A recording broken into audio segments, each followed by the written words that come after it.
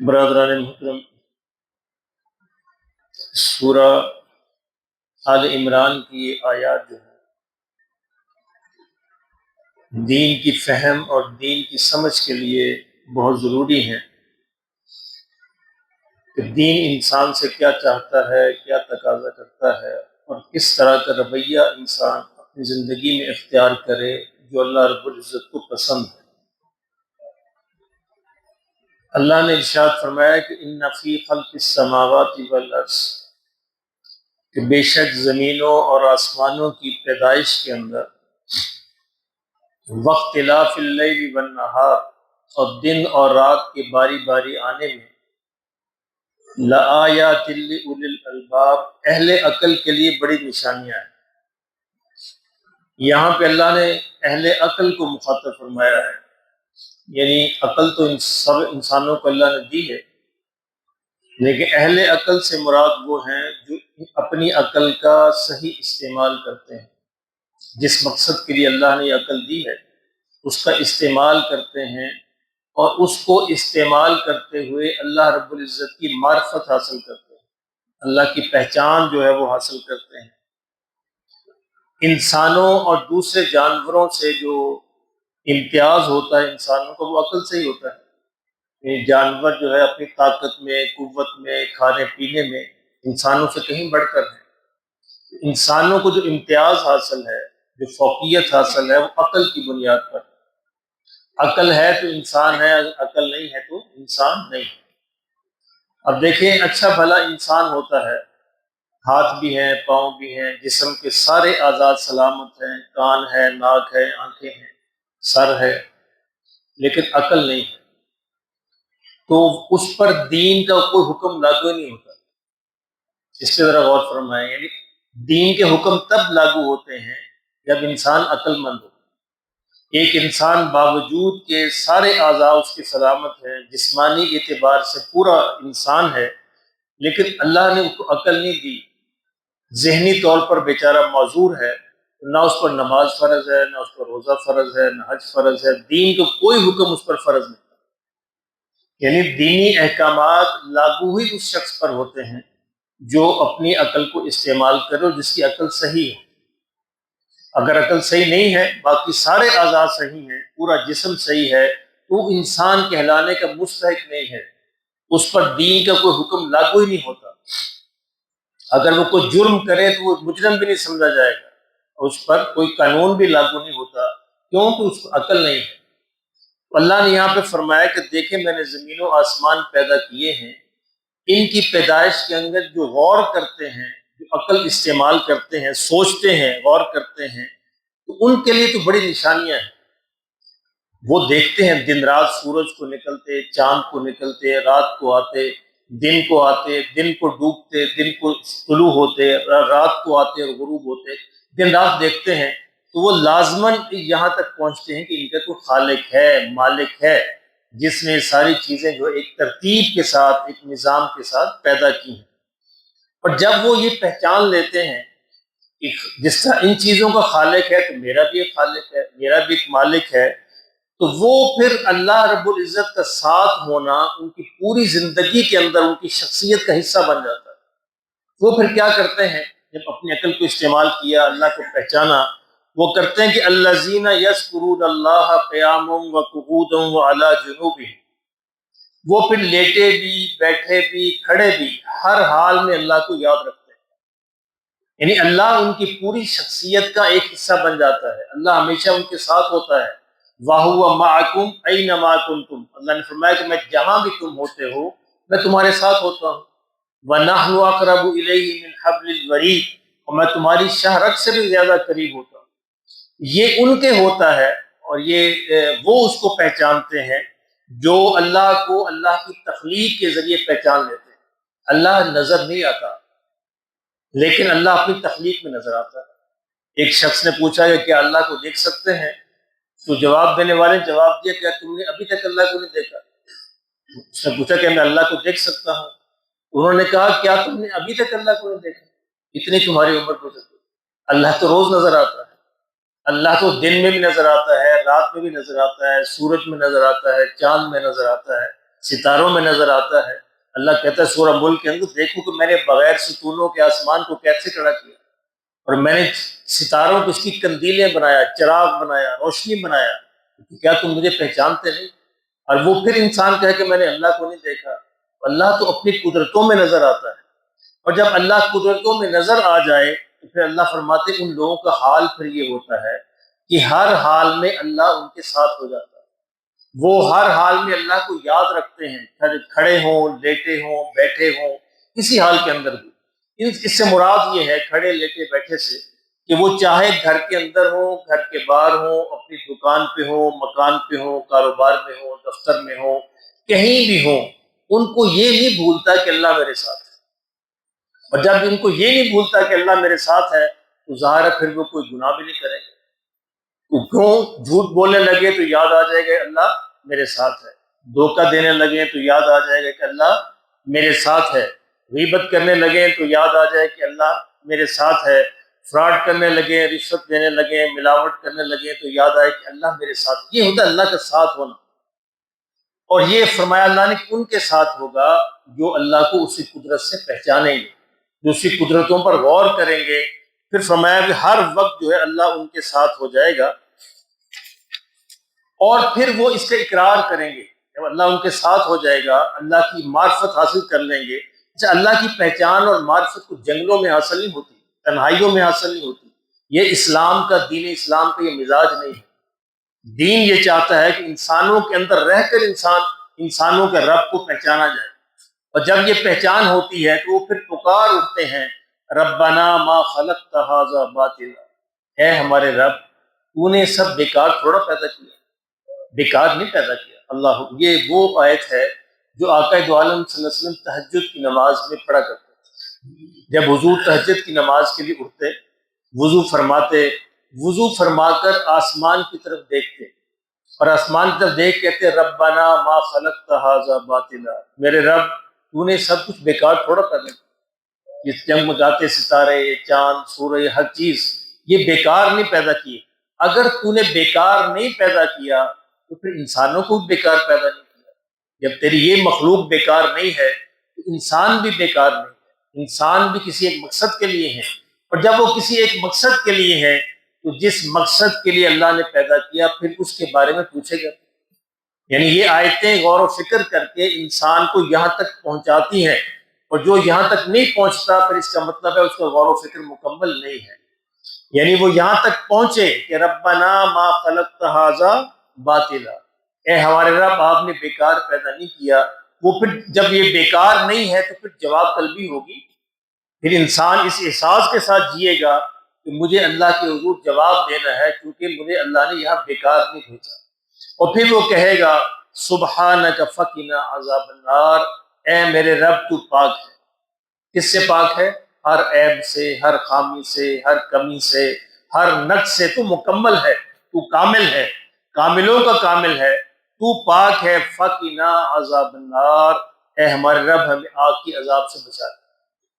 یہ آگ کا عذاب کیا ہے کہ ربنا انک من تدخل النار فقد اخزیتہ، اے ہمارے رب جس کو تو نے آگ کے عذاب میں داخل کر دیا یقیناً وہ ناکام ہو گیا، وہ رسوا ہو گیا۔ یعنی ناکامی اصل میں جہنم میں جانے کا نام ہے، اور کامیابی اصل میں جنت میں جانے کا نام ہے۔ اللہ نے ایک اور آپ نے فرمایا کہ فمن زحزح عن النار، اور جو آگ سے بچا دیا گیا، وادخل الجنت فقد فاز، اور جنت میں داخل کر دیا گیا تو یقیناً وہ کامیاب ہے۔ یہاں بھی یہی ارشاد فرمایا کہ انسان اپنے رب کی معرفت حاصل کرے، پہچان حاصل کرے۔ اس پہچان سے مراد کیا ہے؟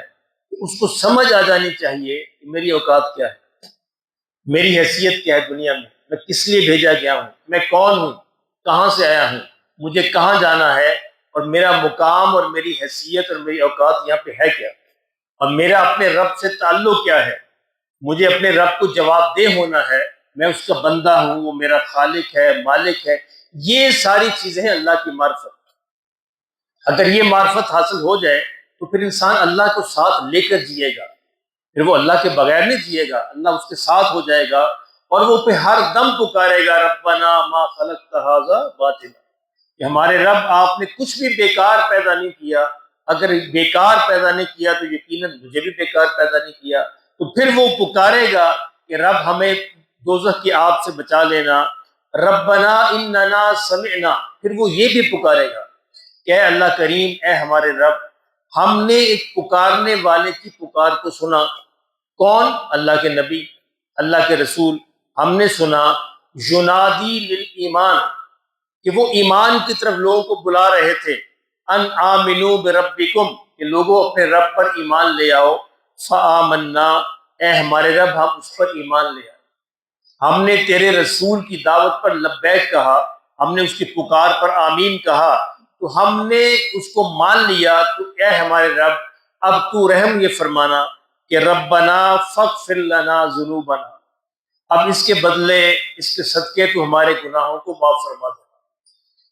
وَكَفِّرْ عَنَّا سَيِّئَاتِنَا، اور ہماری برائیوں کو ڈھانپ دینا، معاف کر دینا، دور کر دینا.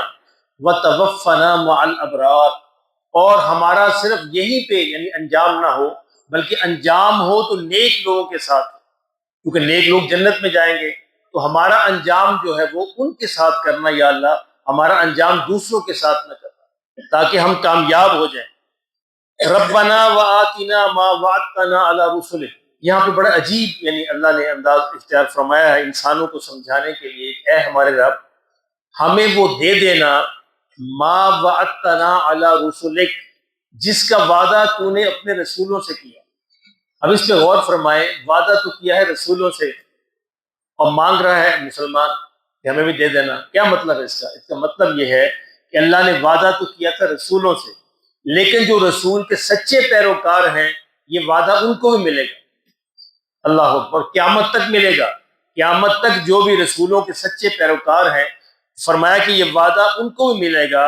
وہ وعدہ کیا تھا کہ وَلَا تُخْزِنَا يَوْمَ الْقِيَامَةِ، اللہ جس طرح رسولوں کو قیامت کے دن رسوا نہیں کرے گا، اس طرح اس کے سچے ماننے والوں کو بھی رسوا نہیں کرے گا. شرط صرف یہی ہے کہ رسول کا سچا ماننے والا ہو. اور سچا ماننے والا کیا ہے کہ وہ اگلی آیت میں آتا ہے فَاسْتَجَابَ لَهُمْ رَبُّهُمْ انی لا اضیع عمل عامل منکم من ذکر او انثی، کہ سچا وہ ہے ماننے والا جو عمل کرنے والا ہے. عامل کا لفظ استعمال کیا، وہ چاہے مرد ہو چاہے عورت ہو، اس میں کوئی امتیاز نہیں ہے. مرد عمل کرے گا تو وہ آگے بڑھ جائے گا، عورت عمل کرے گی تو وہ جنت میں آگے بڑھ جائے گی. فرمایا میرا وعدہ جو ہے ان کو پہنچے گا جو عمل کرنے والے ہیں. یعنی رسول پر صرف ایمان کافی نہیں ہے، ایمان لانے کے بعد اس ایمان کا ثبوت دینا. عمل جو ہے ایمان کا ثبوت ہے.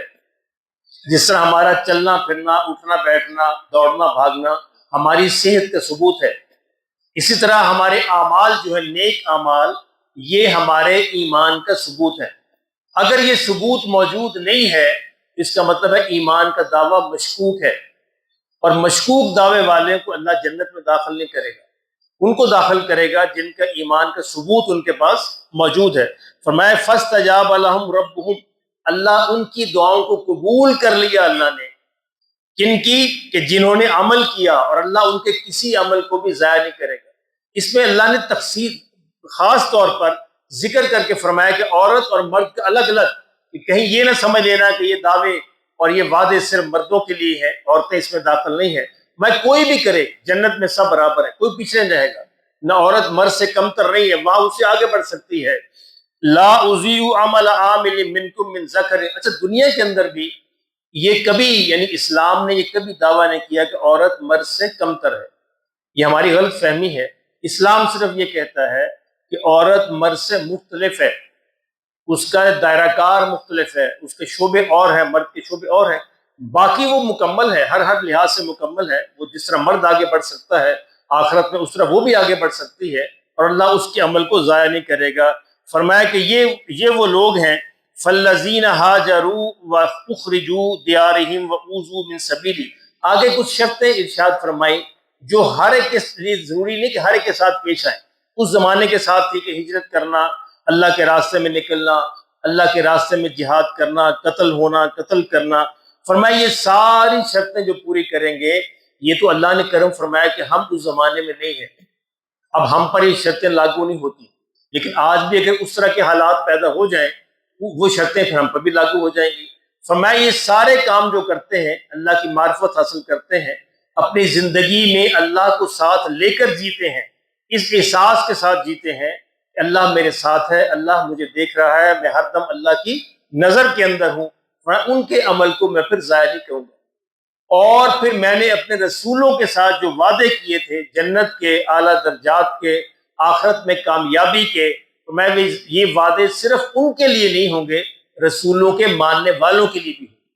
میں ان کو بھی عطا کروں گا اور وہ بھی اسی طرح کامیاب ہوں گے آخرت میں جس طرح رسولوں کو میں کامیاب کروں گا، اور جس طرح میں اپنے رسولوں کو رسوا نہیں کروں گا، ناکام نہیں کروں گا، اس طرح رسولوں کے ماننے والوں کو بھی رسوا نہیں کروں گا اور ناکام نہیں کروں گا۔ اب وہی میں عرض کیا کرتا ہوں نا کہ اللہ ہمیں رسول کا ماننے والا بنا دے۔ ایک ہے رسول کو ماننا، رسول کی ماننا، یہ دونوں کام اللہ کرے ہماری زندگی میں آ جائے۔ رسول کو تو ہم مانتے ہیں، رسول کی بھی ماننے والے بن جائیں تاکہ قیامت کے اندر ہم یہ ثابت کر سکیں کہ یا اللہ ہم رسول کو سچے ماننے والے تھے اور ہمارے عمل کو تو ضائع نہ فرما اور ہمیں بھی ان کے ساتھ جنت میں داخل فرما۔ یہ ہماری سب سے بڑی خوش بختی ہوگی اگر ہم رسول اللہ صلی اللہ علیہ وسلم کے ساتھ جنت میں داخل ہو جائیں۔ اللہ ان کی ہمسائیگی نصیب فرما دے، ان کی رفاقت نصیب فرما دے، اور وہ موقع نصیب فرما دے کہ ہم رسول اللہ صلی اللہ علیہ وسلم کی وہاں زیارت کر سکیں، ان کو اپنے گھر میں بلا سکیں، ان کی دعوت کر سکیں، ان سے باتیں کر سکیں، ان سے فیض حاصل کر سکیں، ان کی صحبت حاصل کر سکیں۔ لیکن ہوگا کب؟ اللہ نے فرمایا جب میری معرفت حاصل کر لیں۔ اور میری معرفت کیسے حاصل ہوگی؟ اپنی عقل کے استعمال سے۔ ہر بات پہ غور کرو کہ اللہ نے یہ بنایا تو بیکار نہیں بنایا، آسمان بنائے تو بیکار نہیں بنائے، زمین بنائی تو بیکار نہیں بنائی، چاند سورج بنائے تو بیکار نہیں بنایا۔ اگر یہ سب کچھ بیکار نہیں بنایا تو یقیناً مجھے بھی بیکار نہیں بنایا، اور اگر مجھے بیکار نہیں بنایا تو یقیناً مجھ سے پھر میرا حساب ہوگا، ہر عمل کا حساب ہوگا، ہر سانس کے بارے پوچھا جائے گا۔ میں نے جو کیا، میں جو کرتا ہوں اللہ اس کو دیکھتا ہے، میں جو بولتا ہوں اللہ اس کو سنتا ہے، اور میرا ہر سانس، ہر عمل، بلکہ ہر خیال بھی وہ جانتا ہے۔ اس کے حضور مجھے کھڑے ہونا ہے، اس کے حضور جواب دینا ہے، اس کی تیاری کرنی ہے، اور اس کی تیاری وہی ہے جو راستہ رسولوں نے بتایا صلی اللہ علیہ وسلم۔ اس کے علاوہ اب قیامت تک کے لیے کوئی راستہ نہیں، اور وہ راستہ صرف رسول کو ماننے سے مکمل نہیں ہوتا بلکہ رسول کی ماننے سے پورا ہوتا ہے۔ اللہ ہمیں نصیب فرما دے، سنت ادا فرما دے۔